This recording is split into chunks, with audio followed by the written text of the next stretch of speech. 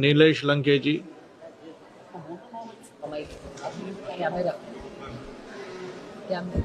अध्यक्ष महोदय, मी आपले आणि माझ्या पक्षाच्या नेत्या आदरणीय सुप्रियाताईंचे धन्यवाद देतो की मला विकसित भारत जी रामजी विधेयक 2025 वर बोलण्याची संधी दिली।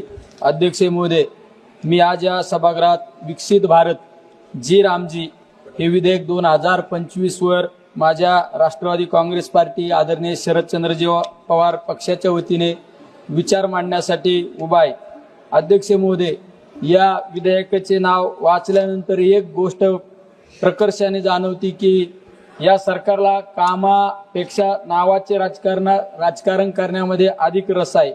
अध्यक्ष महोदय, यूपी सरकारच्या काळात जेव्हा ही योजना सुरू झाली तेव्हा तिला महात्मा गांधी राष्ट्रीय ग्रामीण रोजगार हमी योजना असे नाव देण्यात आले होते। महात्मा गांधींचे नाव या योजनेला देण्यामागे एक विचार होता, खेड्याकडे चला आणि ग्रामीण भागाचा विकास।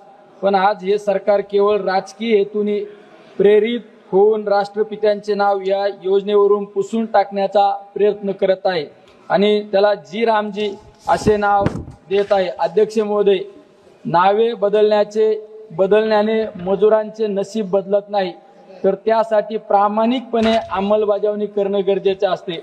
अध्यक्ष महोदय, या विधेयकात 125 दिवसांची फसवी घोषणा केली गेली आहे। महोदय, सरकार 125 दिवसांचे रोजगारांची भाषा करत आहे, पण वास्तव काय आहे? आज अनेक राज्यामध्ये मजुरांना वर्षाला 50 दिवसही काम मिळत नाही।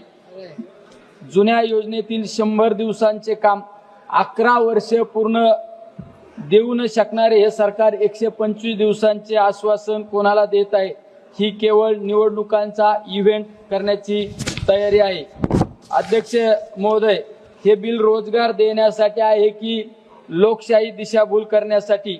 देश आज अमृत काळात आहे असे सांगितले जाते, पण वास्तव असे आहे की देशातील युवक बेरोजगार आहे, ग्रामीण भागात काम नाही, शहरात महागाई वाढत आहे आणि असंघटित कामगार जगण्यासाठी झगडत आहे। देशातील युवक बेरोजगार आहे, ग्रामीण भागात काम नाही, शहरात महागाई वाढत आहे आणि असंघटित कामगार जगण्यासाठी झगडत आहे।